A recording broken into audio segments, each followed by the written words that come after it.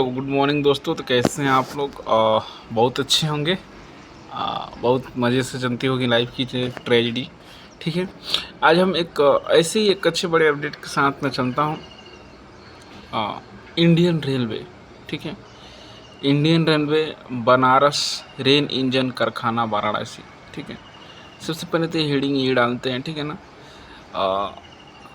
Basic चीज़ ये है कि ये जो वैकेंसीज अपडेट हम बताने जा रहे हैं वो खासकर 10th 12th और ITI स्टूडेंट्स के लिए काफ़ी बेनिफिट्स हैं और काफ़ी अच्छी चीज़ें हैं, ठीक है ना, जो कि रेलवे के तरफ से निकाली गई है, ठीक है ना। तो भारतीय रेल मतलब Indian railway Banaras rail engine कारखाना की तरफ से निकाली गई है। हम सूचना की संख्याओं को पढ़ते हैं। बारीक ITI एवं नॉन ITI 24-25, तो जो भी बच्चे पास हुए होंगे। कार्यालय महाप्रबंधक कार्मिक, ठीक है, दिनांक 5/7/2025, ठीक है। ये नोटिफिकेशन अपडेट निकाला गया है, ठीक है ना। हम देखिए चीज़ों को हर एक स्टेप बाय स्टेप चीज़ों को फॉलो करेंगे, ठीक है। फर्स्ट स्टेप्स में हमारी डेट्स रहेंगी, सेकेंड स्टेप्स में हमारी पोस्ट रहेंगे, थर्ड स्टेप्स में हमारी वैकेंसीज का कितने टोटल सम अप हो रहे हैं, फोर्थ स्टेज में क्या क्वालिफिकेशन से दोस्तों। हम हर एक स्टेप में कुछ ना कुछ इम्पोर्टेंट पॉइंट्स को ही हम लोग कवर करेंगे और ये बहुत एक अपने आप में बहुत संभावित चीज़ हो जाती है कि चीज़ों को मैं हर एक स्टेप में एक अलग ही स्टेप तरीके से समझाऊँ बताऊँ, ठीक है। तो हम वीडियो को स्टार्ट करते हैं। हालांकि आप हमारी एक छोटी सी सहयोग भी कर सकते हैं। आप हमारे चैनल को सब्सक्राइब करके लाइक करके शेयर करके या बेल आइकन को दबाकर आप सभी जगह से शेयर भी कर हमारे सहयोग में आप पुनः प्रदान कर सकते हैं। तो प्लीज़ आप इस चीज़ को, इस मौके को ना जाने दें और ज़्यादा से ज़्यादा शेयर करें, ठीक है ना। हम अधिसूचना संख्या 47वां बैच एक्ट अप्रेंटिसशिप 2024, ठीक है, ऑनलाइन आवेदन। सबसे मैं कहा कि सबसे पहले इम्पोर्टेंस होती है डेट्स, ठीक है। ऑनलाइन आवेदन करने की अंतिम तिथि जो है वो 5/8/2025 को 16:45 में है, ठीक है। अंतिम भुगतान की अंतिम तिथि, ऑनलाइन भुगतान की अंतिम तिथि जो है 5/8/2025 को 16:45। जो इसका लास्ट डेट है वो भुगतान का अंतिम भी डेट है। ऑनलाइन दस्तावेज अपलोडिंग करने की अंतिम तिथि 7/8/2025 का है, ठीक है। तो हमारा इम्पोर्टेंट डेट निकल गया, ठीक है। अब हम देखते हैं कि हमारा फॉर्म फिलअप का जो है डेट अभी बहुत है, क्योंकि हमारे अगस्त में होने वाले हैं, ये जुलाई चल रही है, ठीक है ना। पॉइंट नंबर 1 में सबसे पहले पढ़ते हैं। स्टेप 1 तो हमारा कवर हो गया कि इम्पोर्टेंट डेट्स हमको पता चल गया। लास्ट डेट हमारी पता चल गई। लास्ट डेट कब है? तो लास्ट डेट हमारी है 5/8/2024, ठीक।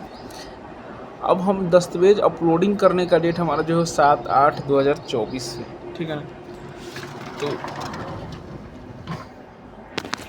अब पॉइंट्स नंबर 1 में हम आते हैं। तो पॉइंट नंबर 1 में हम आते हैं तो क्या बोलता है कि अप्रेंटिस एक्ट 1961 मतलब 1961 47वां बैच ITI एवं नॉन ITI के अंतर्गत निम्नलिखित ट्रेडों में अभ्यर्थी से अप्रेंटिसशिप प्रशिक्षण हेतु ITI 3 से एवं नॉन ITI 74 सीटों के लिए रेलवे बोर्ड के पत्र संख्या EMPP, ठीक है, 2009/6/14 दिनांक 6/10/2015 के निर्देशित ऑनलाइन प्रक्रिया के माध्यम से नामिका बनाने का प्रस्ताव है। अप्रेंटिसशिप संख्याओं की आवश्यकता परिवर्तन किया जा सकता है। सीटों की संख्या, शैक्षणिक तथा तकनीकी योग्यता के विवरण निम्नवत हैं।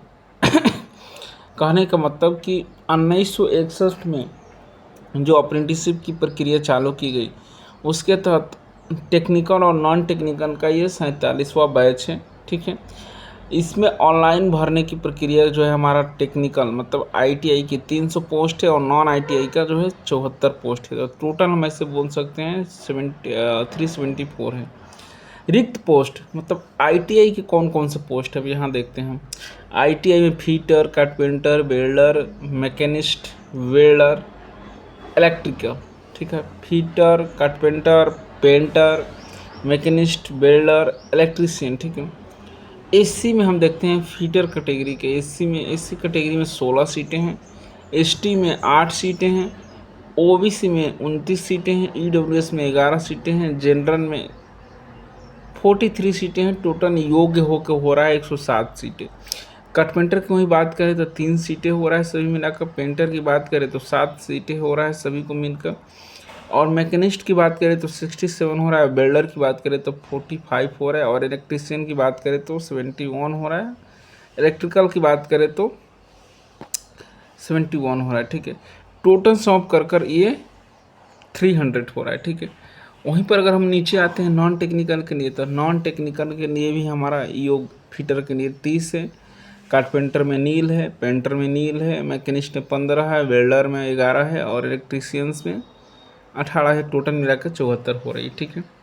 तो ये हमारी थर्ड स्टेप्स जो है थोड़ी कवर हुई, ताकि हम इसमें स्पेसिफिकेशन जान पाएँ कितने किसकी सीटें हैं, ठीक है। रेलवे बोर्ड पत्रांत संख्या दिनांक 15/5/2006 के अनुसार उपयुक्त सीट आवेदन पत्र की उपलब्धता के आधार पर दिव्यांग कोटि के अंतर्गत 3% कुल सीटें आईटी में 9 और नॉन आईटीआई में 2 सीटें आरक्षित होगी, जिन्हें मूल समुदाय अनरिजर्व एससी एसटी और ओबीसी में ही दिया जाएगा, ठीक है। अब पॉइंट नंबर 2 भी इसमें वही है कि सेना के लिए भी 3% के दिए जाएंगे, जो पोता पोतनी नतना नतनी होते हैं सेना के लिए उसको, ठीक है। वंचित संख्या ओबीसी एससी एसटी अभ्यर्थी को अनुपूर्ण होने को शेष सीटें पर नियुक्त अभ्यर्थियों से फॉर्म भरा जाएगा। मतलब SC ST OBC unreserve EWS, ठीक है। समुदाय आरक्षण बोर्ड 2006 10/6/2002 17/6/2011 में पत्रांत संख्या 2019 SCT 1/25/1 दिनांक 7/2/2019 के अनुसार से एससी 15%, एसटी 7.5% और ओबीसी 27% और ईडब्ल्यूएस 10% का होगा, ठीक है। अब देखते हैं यहाँ पर हम कि आय एवं संपत्ति प्रमाण पत्र जारी करने हेतु क्षमता पदाधिकारी का प्रमाण पत्र सत्यापन, ठीक है, वो अपना है। पॉइंट में जिला मजिस्ट्रेट, अपार जिला कलेक्टर, डिप्टी कमिश्नर से आपको एक बनवा कर देना पड़ेगा, ठीक है। ईडब्ल्यूएस भी आप वहीं से बनवा सकते हैं, ठीक है ना। अब आते हैं एक सबसे इम्पोर्टेंट हमारी बात है, जो कि शैक्षणिक योग्यता आपकी क्या होनी चाहिए, क्योंकि वीडियो बहुत लंबी हो जा रही है, प्लीज़ वीडियो को थोड़ा होल्ड करके देखिएगा। शैक्षणिक योग्यता आपकी क्या होनी चाहिए, तो शैक्षणिक योग्यता एवं तकनीकी योग्यता नॉन आईटीआई सीटों के लिए मैट्रिकुलेशन अथवा 10+2 शिक्षा प्रणाली में हाई स्कूल सक्षम में 50% से उसमें से अधिक अंकों के साथ उत्तीर्ण होना अनिवार्य है। उम्मीदवारों के पास योग्यताएं अधिसूचना जारी होने के लिए तिथि 5/7/2025 से पूर्व अवश्य होनी चाहिए। मतलब 5/7/2025 से पहले आपको 12th या 10th का सर्टिफिकेट में 50% का मार्क्स होना चाहिए, अगर आईटीआई का सर्टिफिकेट नहीं है तो, ठीक है। आईटीआई सीटें के लिए मैट्रिकुलेशन +10+2 प्रणाली एवं हाई स्कूल समक्ष 50% के अंक अधिक के साथ आईटीआई से संबंधित ट्रेड उत्तीर्ण होना अनिवार्य है। उम्मीदवारों के पास में योग्यता अधिसूचना जारी के तिथि 5/7, मतलब आपके पास 10, 12 और आईटीआई का सर्टिफिकेट तीनों होनी चाहिए, वो भी 5/7/2025 से पहले, ठीक है। यद्यपि आईटीआई सीटें पर चयन हाई स्कूल के प्रमाण अंक के आधार पर होंगे, परंतु संबंधित ट्रेड आईटीआई का प्रमाण पत्र ऑनलाइन होना चाहिए, ठीक है। उपयुक्त परीक्षा में शामिल अपेयरिंग अभ्यर्थी भरने का पत्र नहीं होंगे। जो भी आईटीआई में अभी अपेयरिंग होंगे वो भरेंगे नहीं। वो अभ्यर्थी आवेदन कर सकते हैं जिन्हें पास निर्धारित शैक्षणिक एवं तकनीकी योग्यता से संबंधित प्रमाण पत्र एवं अथवा अंक में अधिसूचना जारी होने की तिथि है 5/7। उच्च शैक्षणिक योग्यता वाला वेटेज नहीं दिया जाएगा। अगर आप ज़्यादा पढ़े हैं तो उसको कोई वेटेज नहीं दिया जाएगा, ठीक है। अधिसूचना सीटें के अंतर्गत आवेदन करने वाले आवेदक के पास संबंधित trade, national counselling vocational training, state council vocational training, NCVT SCVT से सेमेस्टर के अंक के प्रमाण पत्र होने चाहिए, ठीक है। एनसीबीटी और SCVT, national counselling vocational training, state counselling vocational training. आवेदक की आयु सीमा की गणना ऑनलाइन आवेदन करने की अंतिम तिथि 5/8/2025 तक अनुसार निम्न प्रकार की होनी चाहिए, ठीक है।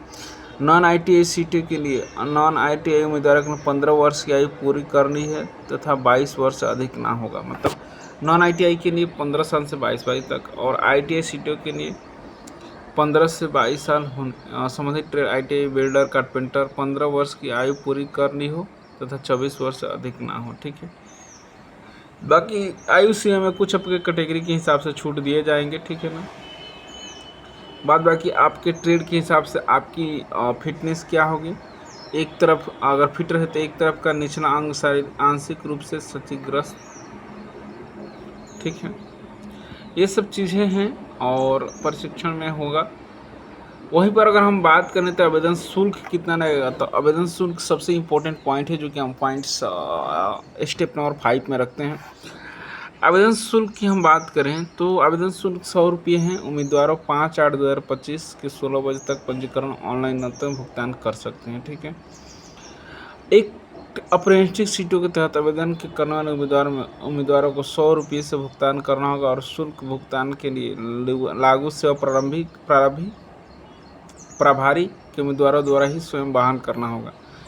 आवेदन शुल्क 100 रुपये किसी भी दशा में वापस नहीं किए जाएंगे। ठीक है, अनुसूचित जाति अनुसूचित दिव्यांग महिला को भुगतान के लिए शुल्क का भुगतान अपेक्षित नहीं, अर्थात इन्हें कोई फीस नहीं जमा करना पड़ेगा। ठीक है, ऑनलाइन आवेदन करने की अंतिम तिथि 5/8/2025 है। ठीक है, और ये कुछ आवश्यक जानकारी है जो कि आप ऑनलाइन करते समय पढ़ सकते हैं। इसमें स्क्रॉल कर रहा हूँ, आप देख सकते हैं। ठीक है ना, बाकी तो सारे इंपॉर्टेंट पॉइंट्स को मैंने कवर किया और ये वीडियो आपको कैसी लगी, थोड़ी लंबी हो गई है तो प्लीज़ मुझे बताएं और चीज़ों को समझें। हम ऐसे ही वीडियो हमेशा लाते रहेंगे, आपकी सेवा में प्रदान करते रहेंगे। प्लीज़ आप हमारी एक छोटी सी सहायता करिए, हमारे चैनल को सब्सक्राइब करिए, बेल आइकन को दबाइए और भी ज़्यादा से ज़्यादा शेयर करें। जय हिंद दोस्तों, थैंक यू।